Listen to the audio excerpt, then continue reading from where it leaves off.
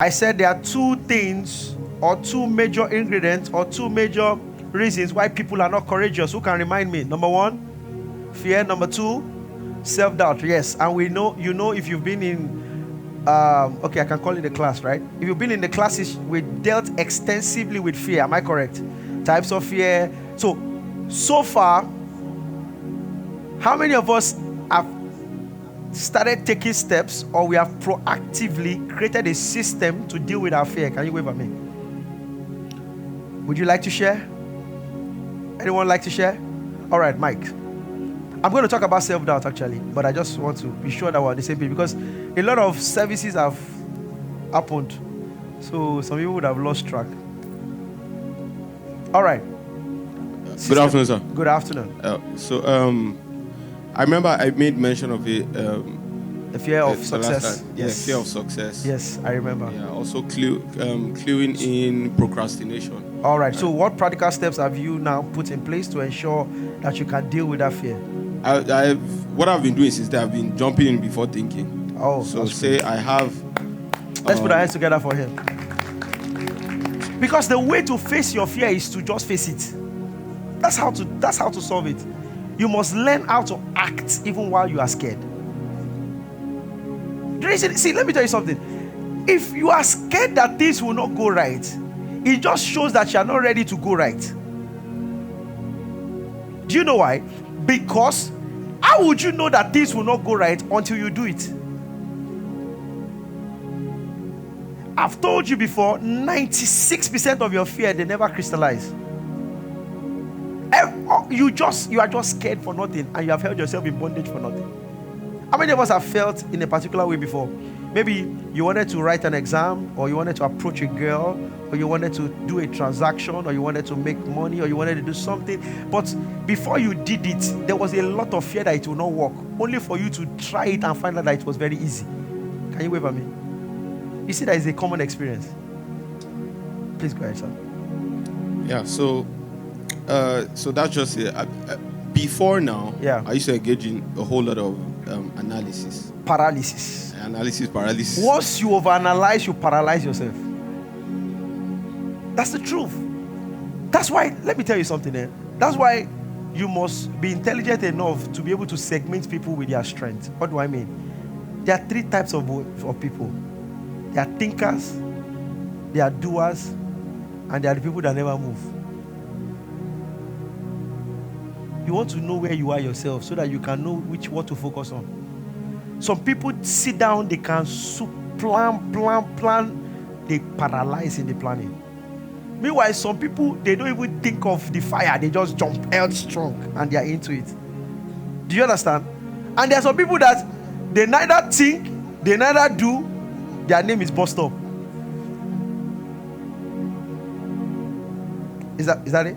Yeah, yes. Then the other part of it is, say for instance, I want to do a project. Okay. And I have to collaborate with some people to do it. Okay. So before now, what is happening is we'll have conversations, we'll brainstorm. I might have the ginger to do it, and they don't have the commensurate ginger to do it. So their inability to be on the same wavelength with me will eventually kill the fire that I have. And I'll just So what's the strategy to mitigate that? If I convince you and you are not following it, I'll be moving. Meet me in front. That's what I've been doing. No, you move on. Sincerely. See, everybody cannot arrive at the same destination. There are friends, colleagues, business partners that are good for where you are coming from, but they are not good for where you are going to. Naturally, they will fall off. When they fall off, don't feel bad. Let them fall off. The mistake we make is that because we are so used to the crap technology, we always feel bad when some people fall off our lives. My brother, be okay with it. They're not rich, now why they fall? Let them hustle too. Lest you find yourself always going back.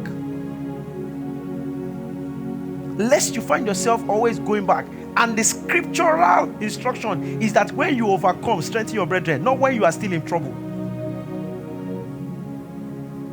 So until you have come out on the other side, then you cannot really tell us what the journey looks like. So today I'm going to focus on what? Self-doubt. self-doubt. What is self-doubt? Before I read what it means, let's look at Judges chapter 6 from verse 11. The Passion Translation, please. Judges chapter 6 from verse 11. Is this the Passion Translation? Okay, it is. It says, the angel of Yahweh came to the village of Ophrah, which also means Manasseh. It says, and sat down under the oak tree that belonged to Joash. And that name Joash means the strong God, or God with strength. So the real Hebrew word would have been Jehoash, right? It says a man of the clan. I'm giving you the meaning of this particular word for a particular reason. So follow me. It says a man of the clan of Abiezer. He said his son Gideon. And the meaning of the name Gideon means a warrior. But look at what a warrior is. And you know people say, am I correct? But this guy had a deficiency and I'm looking for the right word now. A great deposit of self-doubt. So even though his name meant a warrior, he never saw himself as one. That's what I'm going. It says, so his son, a warrior, was secretly threshing some wheat in a wine press, so that the Midianites would not see him. Look at how his self-doubt has affected him so much. He was even hiding, doing what he was supposed to have been doing openly. Yet his name was a what? Warrior. You can be a born-again Christian and be very weak in life. Next verse. We're going to all the way to 15 or 16, I think. It says, so Yahweh's angel suddenly appeared to him and said, suddenly appeared to Gideon and said, Yahweh's presence goes with you, man of what? Fearless courage. Look at the way this guy was even perceived from heaven. It means that even though you have great potential, if you are not conscious in life, you will still not arrive. The angel called him fearless courage. Remember, his name means a warrior. Next verse.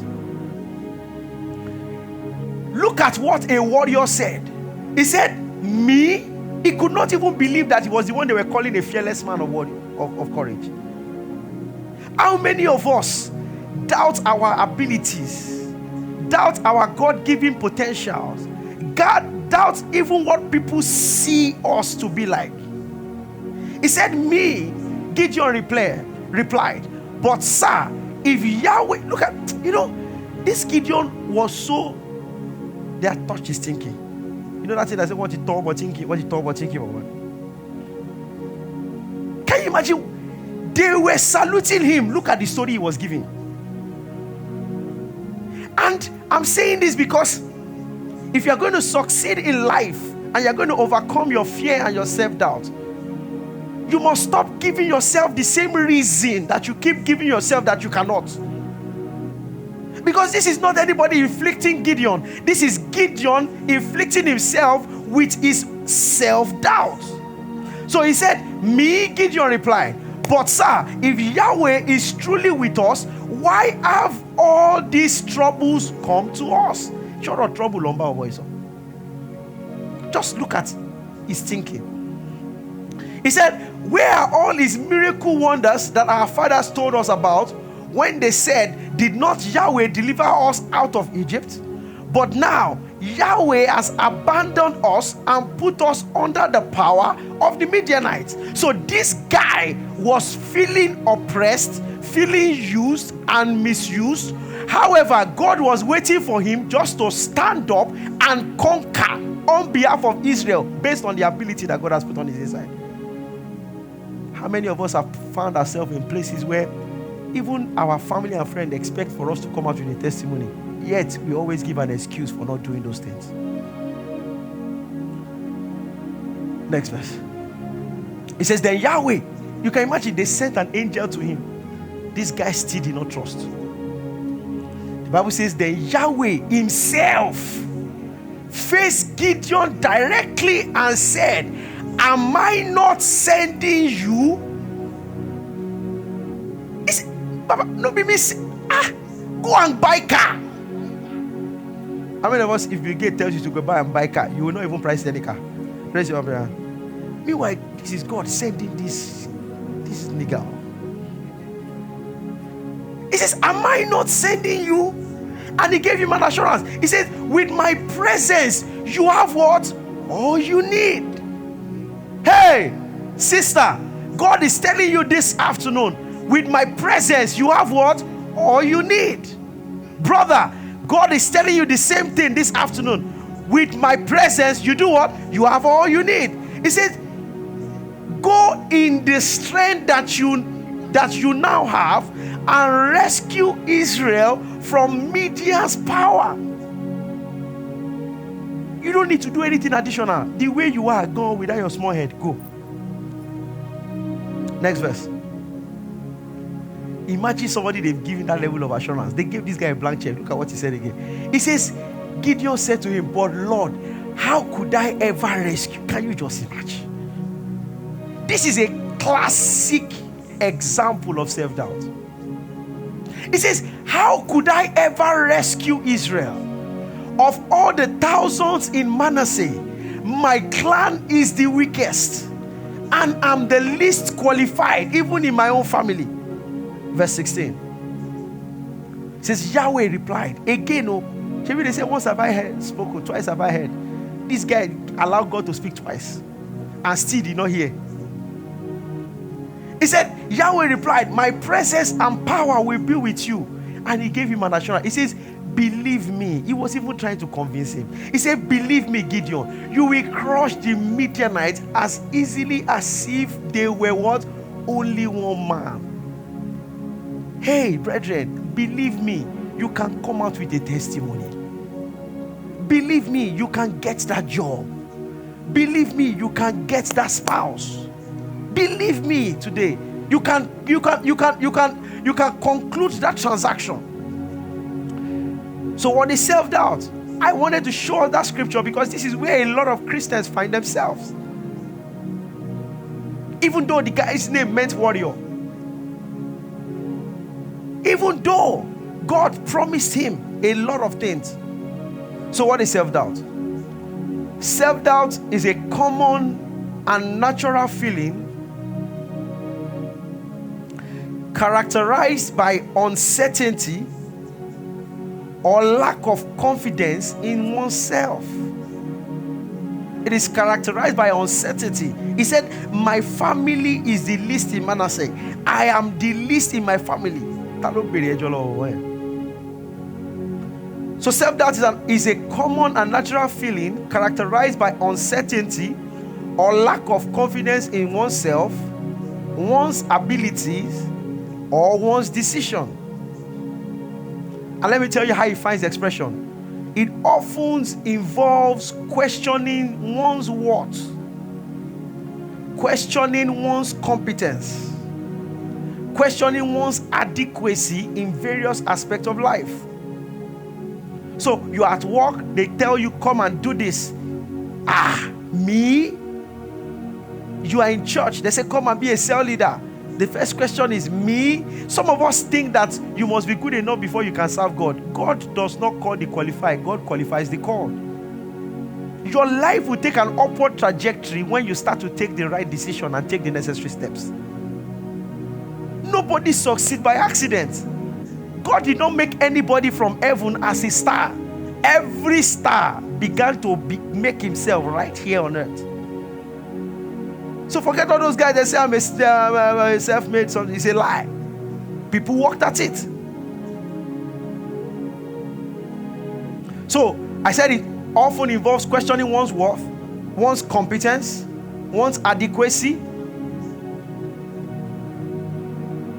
So self-doubt can manifest in different ways, and it might arise from internal and external sources.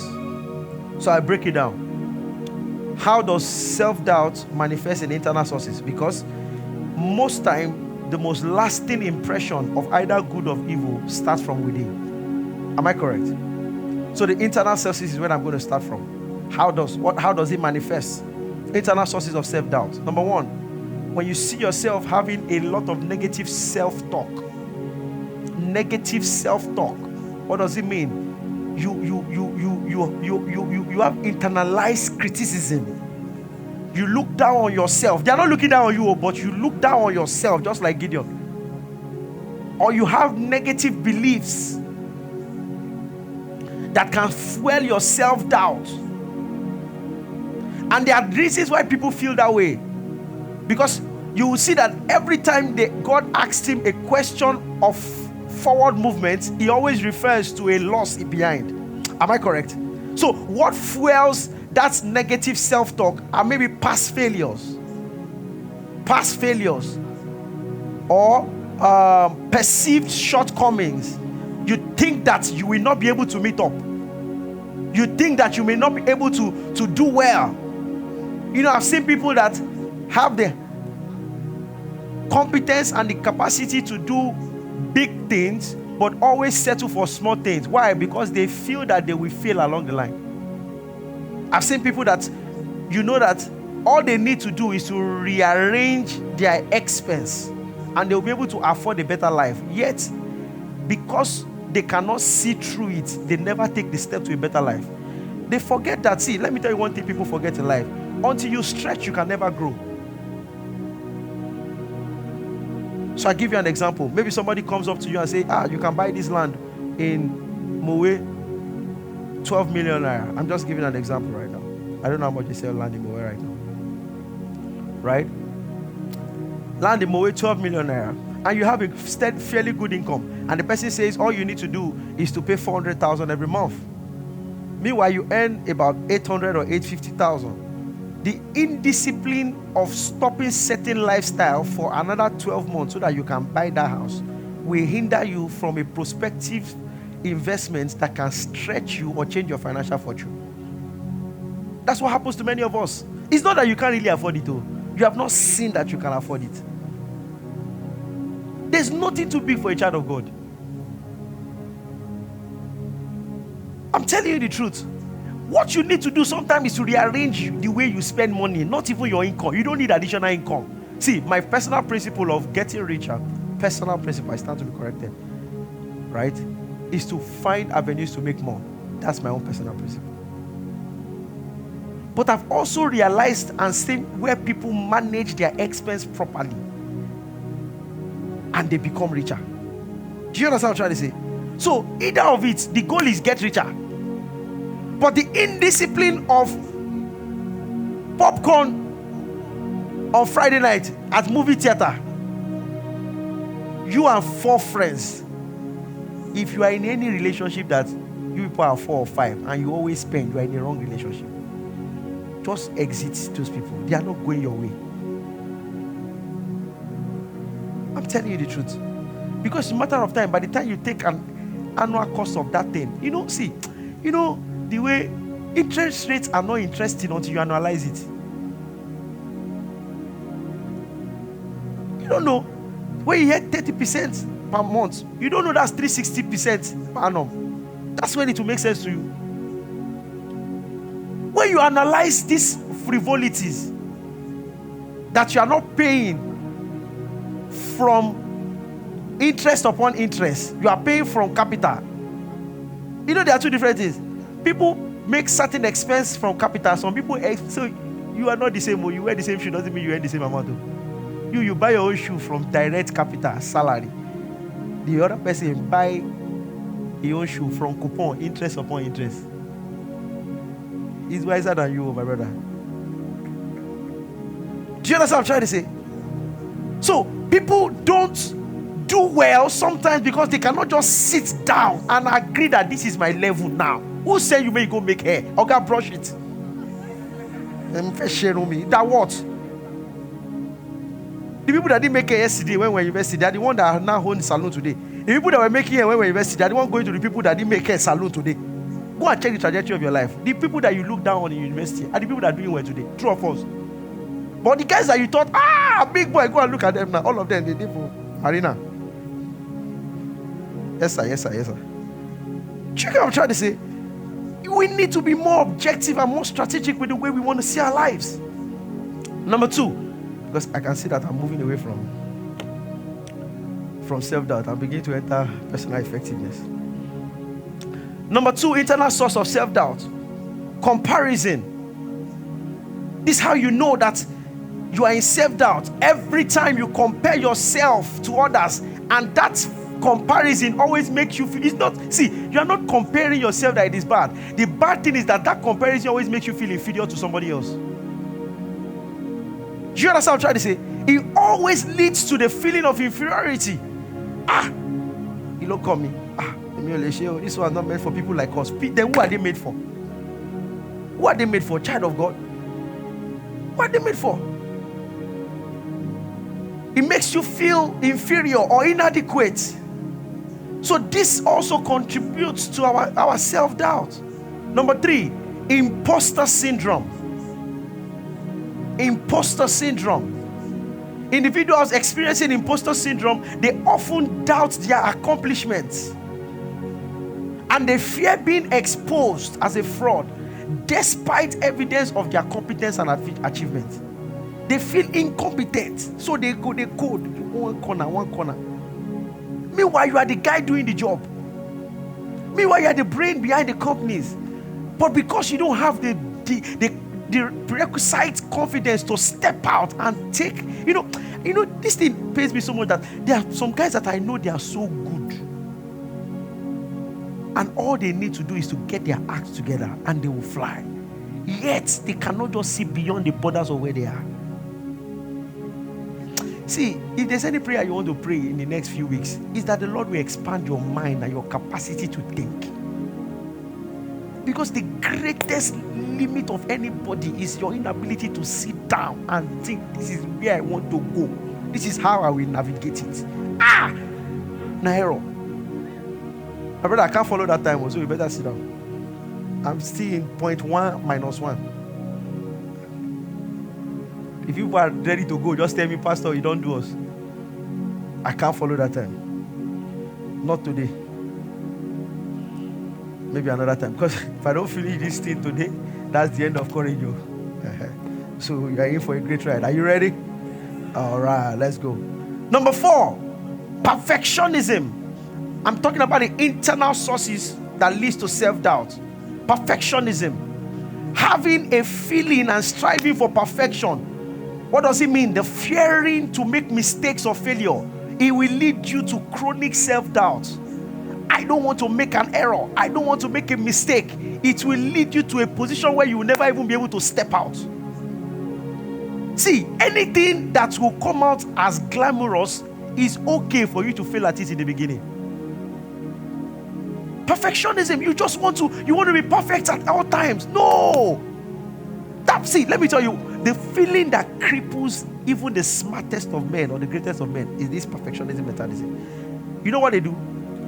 This is how some people manifest their own symptom of self-doubt in trying to be perfect. They will keep finding fault in what you have done until they get to a point where that thing will never be done. Who understands what I'm talking about? They'll keep finding point. I used to have one boss. You will write memo, we will correct it. You will write memo, we will correct it. I will not give it to him. You write it by himself. You will still correct another organ. You write this one yourself. I used to have that kind of boss. I the organ, you write this one. You will correct yourself. Now at this point, when you are ready, call me.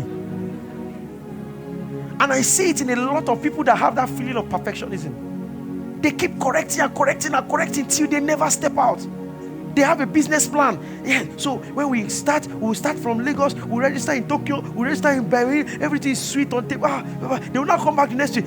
Did I say Berlin? No, let's look at Frankfurt. God, calm down. Start one. Oh, I want to live in this so area.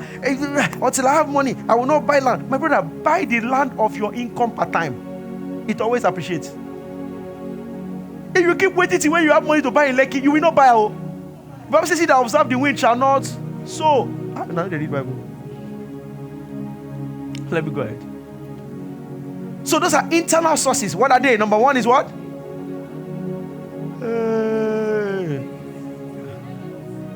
I'll see you next week Sunday. Number 1 is what? Number 2 is what? Number 3 is what?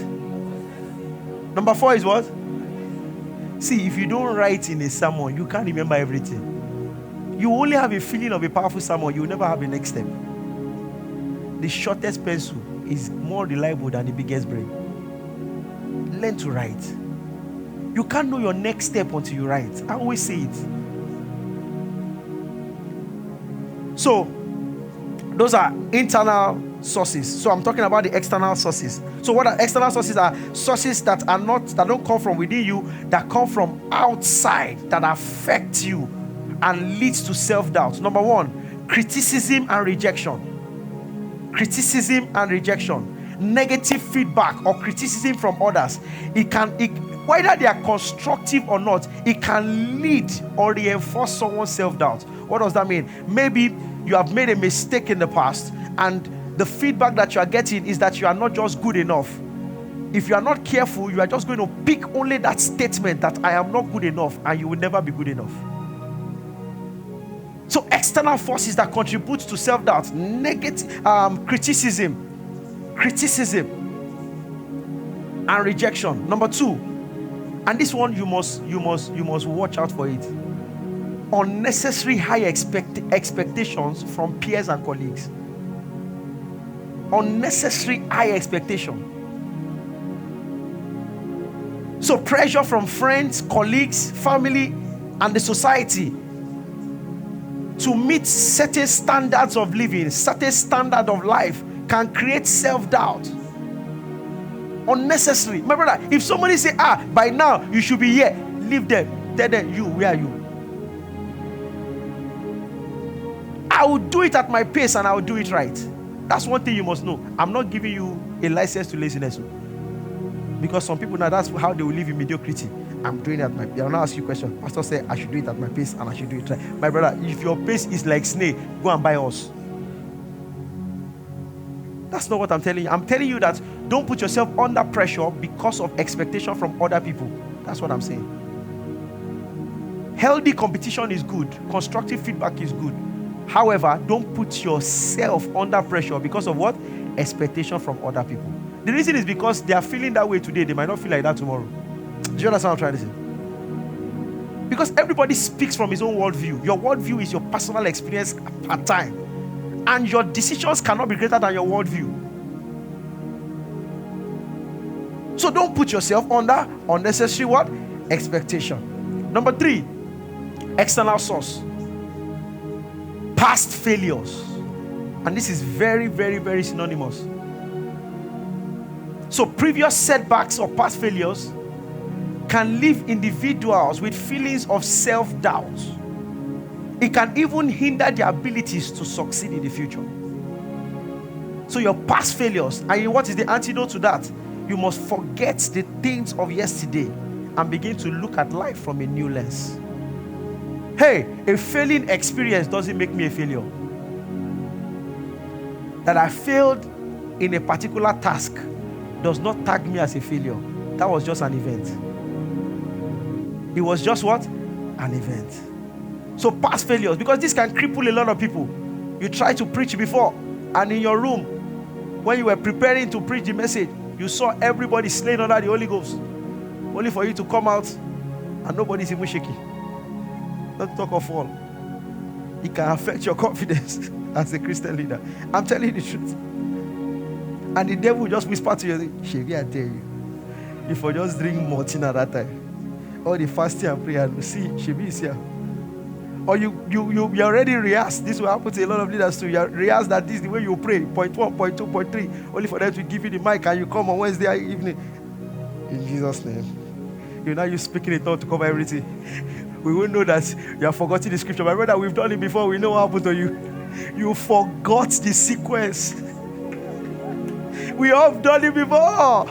We will use prayer and cover a long time.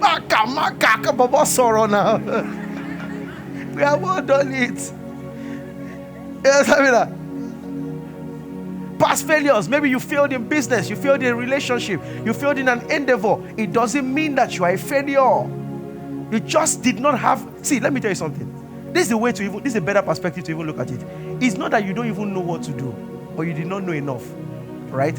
It was just that you have not gathered enough information to make a right decision at that time. So this time, I will do a better job. Do you understand what I'm trying to say? That's it. It doesn't say you failed the exam. Yes, because I did not study hard enough at that time. This time, I'm better prepared and I'll pass. You must give yourself the right perspective in every situation if you must go forward. So you did not fail. My brother, I know you have done that CFA 4 times and it bangujoni. Don't worry. You did not prepare enough. You did not prepare enough. So what are the effects of self-doubt? Number 1, effect of self-doubt. Undermined confidence. So self-doubt undermines your confidence and self-esteem. So much so that it becomes almost impossible for you to trust in your own abilities. It undermines it. You can't keep your head high and your shoulders broad anymore. Every time you're coming, or maybe you came to sing and we did not clap for you. You know, there are some days are like that. It will not just flow. There is okay. But go back to the secret place. That's how to deal with life. A different perspective. So, number 1 effect is that what? It undermines your confidence.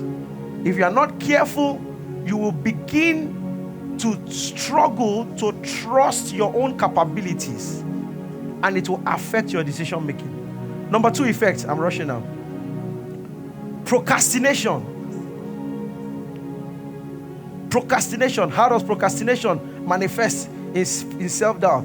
The fear of failure or making the wrong choices will lead to procrastination.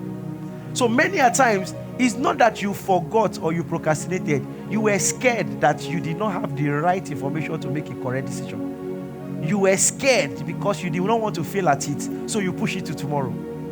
Go and check it. Every time you procrastinate, the underlying factor is fear. I'll do it tomorrow. I'd rather do it now. I will submit the proposal tomorrow.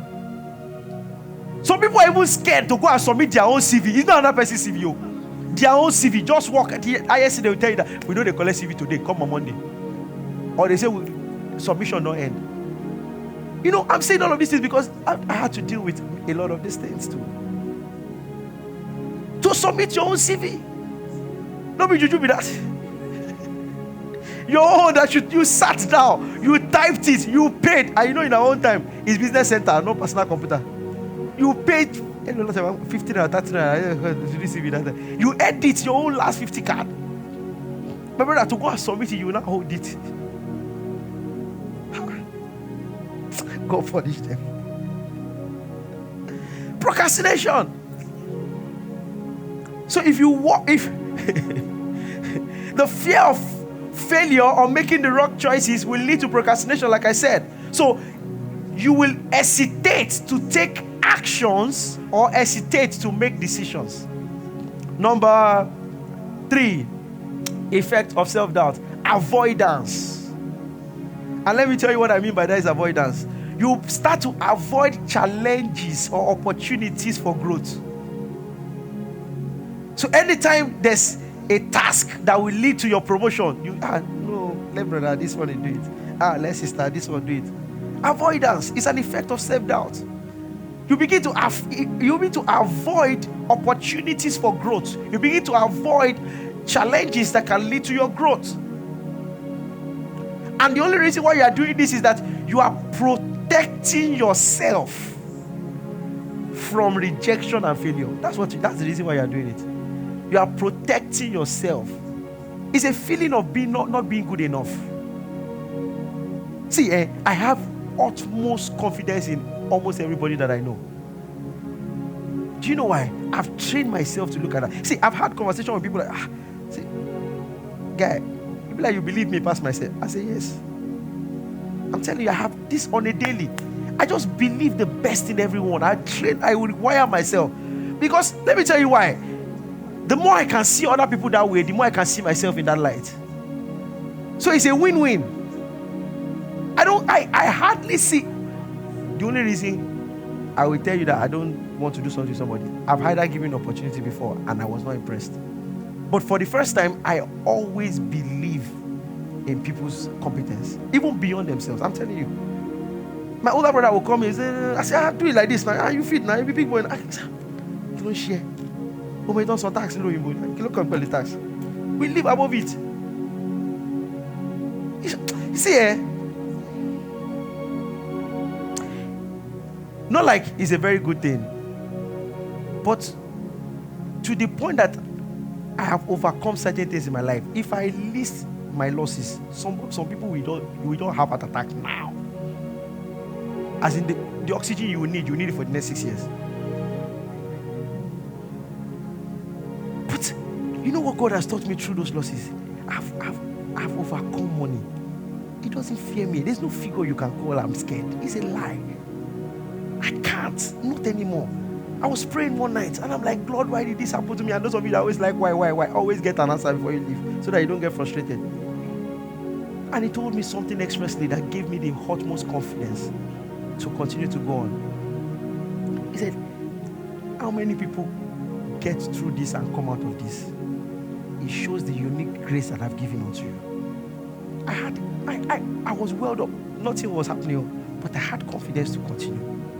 See, you must just choose a different perspective. And let me tell you, I hate to say this, but nobody's going to do it for you. My brother, we know nobody care about you this like that, though. Your destiny is in your hand, though. As you go like you have gone, in Jesus' name, Don't let anybody deceive you. I love you. Let your kitchen rodeo, you know. You are by your life will take the shape of your decisions. It's your life. Don't be fooled. Because sometimes we want to, emotional this. Me, I'm happy, God will help me. But I will tell you the truth. Last, your life now you. So if you keep trying to please others and displeasing yourself, what do they call that? I don't want to say it too. So, number what? Where am I? Avoidance, right? Number 4. I need to jump now because of time. Wow. Number 4, impaired performance. So self-doubt can impair your performance by causing anxiety and indecision or lack of motivation. And that will ultimately hinder your personal and professional growth. Who is this guy?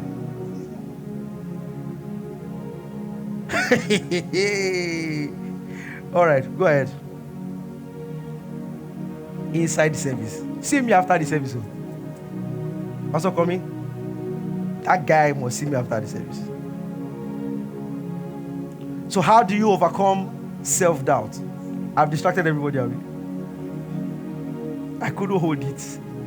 May the Lord give me patience. I'm talking something serious like you're not hugging and laughing. I will deal with you seriously.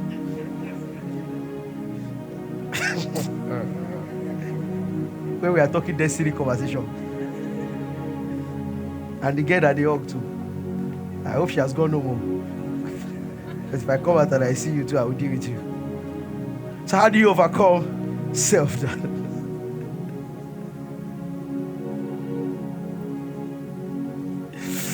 Oh, Jesus. How do you overcome self-doubt? Number 1.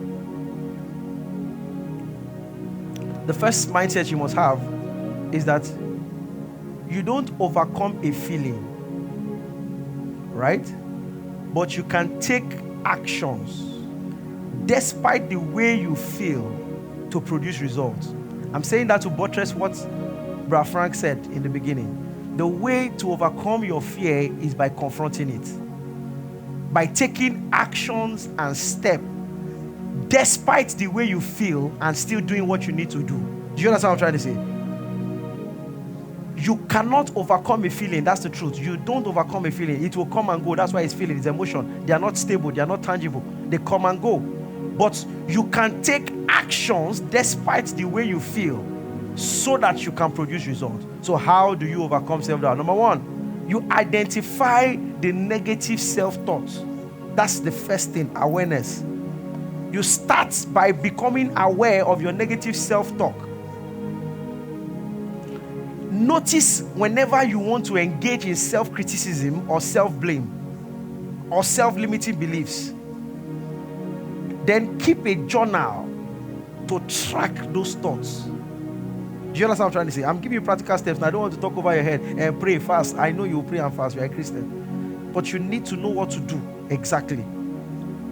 Identify, become aware, then keep a journal to track it. Anytime you want to say, practice the pause. What does it mean? Every time you feel incompetent, every time there's self-doubt or you want to utter words of self-criticism, pause and write it down. That way you have arrested it. Pause and do what? Write it down. Don't ever allow your feelings drive you. That's the mistake we always make. We allow the feeling. Once that feeling of self-doubt comes, we flow with that feeling. And then we begin to brood on it. Anytime you brood on it, you begin to increase its intensity and its ability on you. That's what happens. Anywhere your attention or your focus go, your energy will go. What you pay attention to will grow. So anytime you feel that way, you arrest it. Practice the pause. Document it. And as you are doing that, right, you begin to track the patterns of how this thing happens. Because sometimes people get so overwhelmed that they don't even know when it started. That's my point. Yes, how did this start? I don't even know. I don't know. Anytime I just want to, Wale will just show up. Wale. Do you understand what I'm trying to say? Number two, once you identify, what do? You challenge that negative belief. How do you challenge it? You question the validity of that belief. Is this still really true? You question the validity of that negative belief and thought. Ask yourself if there are true evidence to support those beliefs. Guess what? Many of the times, their false expressions appear real. Question it. Are they based on your past assumptions? Are they based on your past experiences? Learn to challenge distorted thinking patterns. Challenge it. Sit down. What's that? Number three. Practice self-compassion. What does it mean? Show yourself grace. Be kind and compassionate to yourself. Know that certain things will take time. What is you want to be a billionaire the first week you start business? There's no prophecy that can make it happen. Don't let anybody deceive you. Receive now. He run you. It's not money. Money, you grow into it. The reason is because if you jump up, you will fall down. If you grow up, you will stay up. That's what happens. So, show yourself some grace. Some things take time. I will be very foolish to say I want to have the ministries or that Bishop Oyedepo have now. He has done it for 46 years. There is no anointing that can give it to me. Don't let any place no deceiver say there's power. We are all sons. It's a lie. Son gets stature. Some sons are short, some sons are tall. Say now I'm Pastor Chris. I slap you. Say this is the same God. It's faithful unto us. That's scripture for you to see the future. For now, you grow into it. Because even him, 25 years ago, he couldn't do what he's doing now. True or false? So learn to give yourself grace, my sister. Do you understand? So you want to be like. Number 4. Cultivate self-awareness. What does that mean? Develop greater self-awareness by paying attention to your thoughts. This is very important. Paying attention to your thoughts, paying attention to your emotions, paying attention to the gates, your eyes, your ears, your mouth, the things that come inside of you. Develop self-awareness. There are certain conversations you must not engage in when you are in a certain stage of life. You can't be having trouble and every time you'll be hearing this negative testimony. When you're having trouble, start listening to people that have sweet testimony. How God did it, not how they suffered to do it. now juju catch them for night. Don't listen to that. Listen to the ones that are set free. He says, follow them. So cultivate self-awareness. Notice how self-doubt manifests in your body. Identify the triggers. What makes you doubt yourself?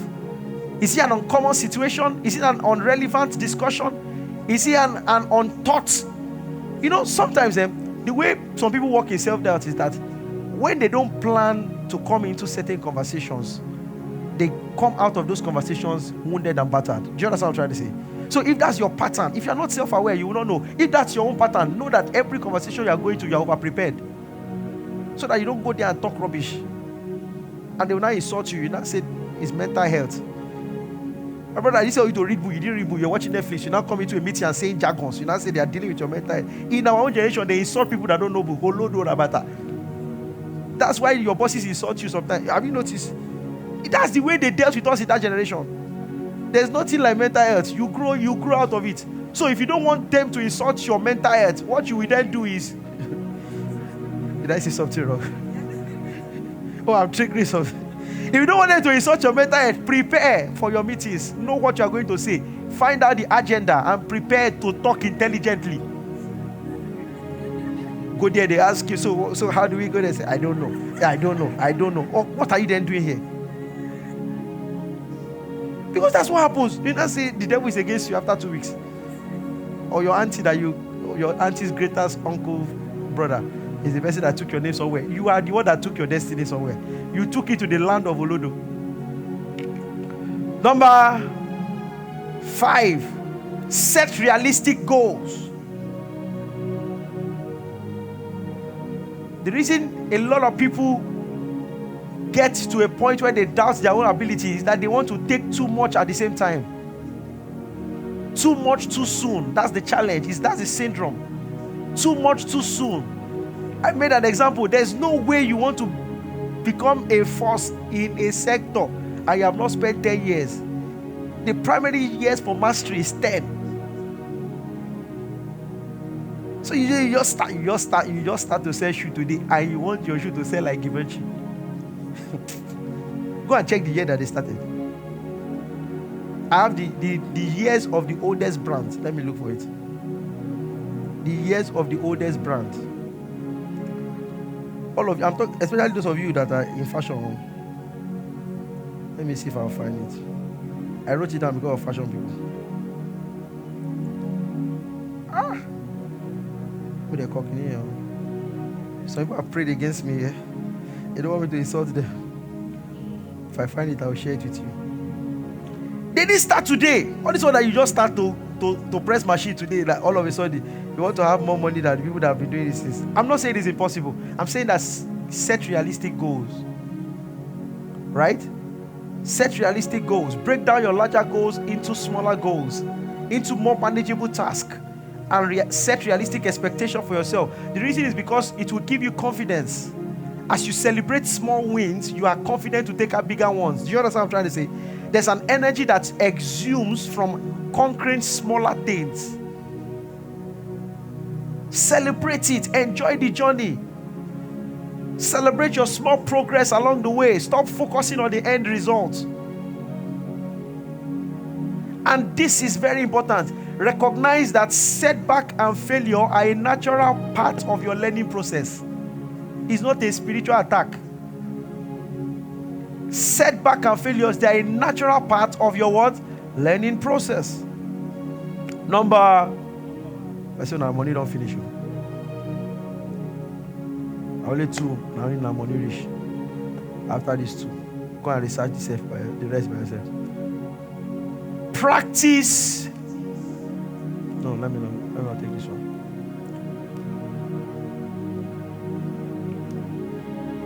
Challenge perfectionism. Let go of the need to be perfect and embrace the concept of good enough. Yeah. Because it is from good to great.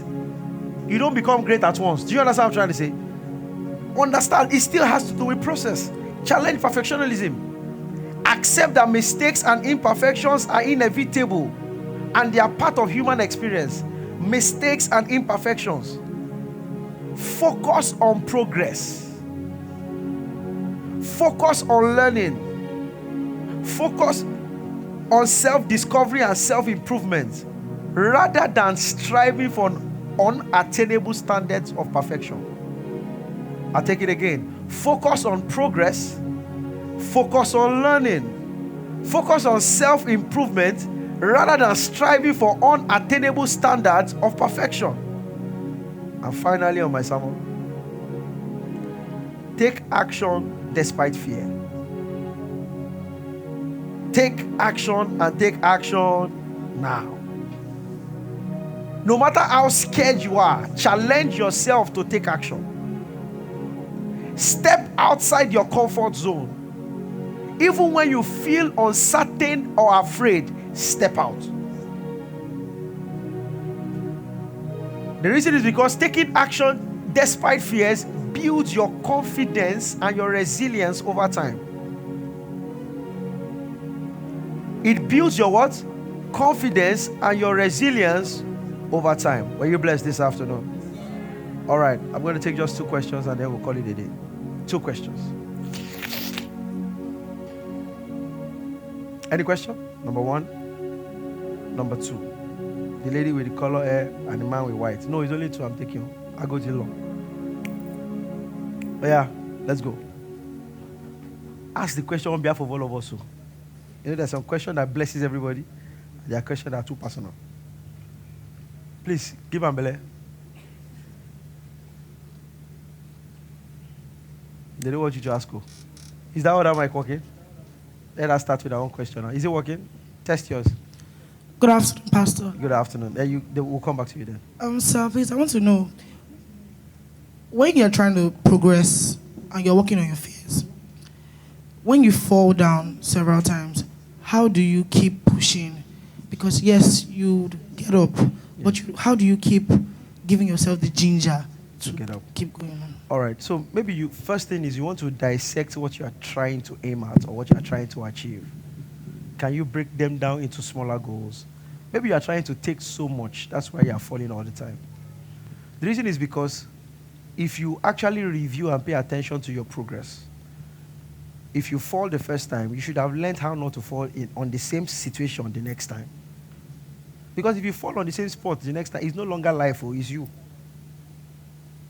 Do you understand my point? So maybe the reason is that you are trying to achieve too much too soon. Yeah, so the best way to address that is to break them down into smaller milestones. And what that will do for you is that it will give you enough confidence to keep going. See, it's okay to start small, just don't remain small. Right? It's okay to start small, but just don't what? Remain small. Does that help, ma? All right. Question. And there's this lady, so we just take. Good afternoon, sir. Thank you for afternoon. the opportunity. Yes, please. So, in an attempt to track your negative self-talk, yes, and practicing the pause, as you have mentioned, you said you should keep a journal and write it down. In what form do we write it down? Is it so? If I want to act in some type of way, say some things, and I would like to arrest it and write it down. How do I write it down? Do I write it in form of how I want to be or what just happened in my journal? So yes. The first thing is what just happened, and then the other side is what you would prefer the answer to be. Right? Because if you don't track what has just happened, it becomes too give her the mic. It becomes too ambiguous when you are trying to look for a solution. And it doesn't feel real and authentic to you anymore. Do you understand my point? So you need to write it the way it is. Remember, what you are trying to do is to check the pattern and the trigger point that gives you that self-doubt or those negative talk, so that you can ensure that you don't put yourself in such situations or such positions that those things come again. Anything you have mastered it now. So that job is just for you to sit down and, okay, what is the root cause of this? Because more often than not, when you try to solve a problem without going to the root, you are just polishing it. It will occur again. you understand? All right. Good afternoon, sir. Good afternoon. Thank you for the opportunity. My name is Titi Layo. It's So nice my to meet you, question ma'am. is, in process of, you mentioned that attaining mastery in a particular field will usually take 10 years, and the process of not being too perfect as well, stepping out to take actions. But my question is a bit personal. In a case where you feel like, okay, God is calling me into ministry, I know that I have this call, but you have this doubt that, oh, this is not the right time, I need to learn this, I need to gain this. But hearing what you said, it means that at some point you still have to take action. So what would setting a realistic goal be like if you want to step out into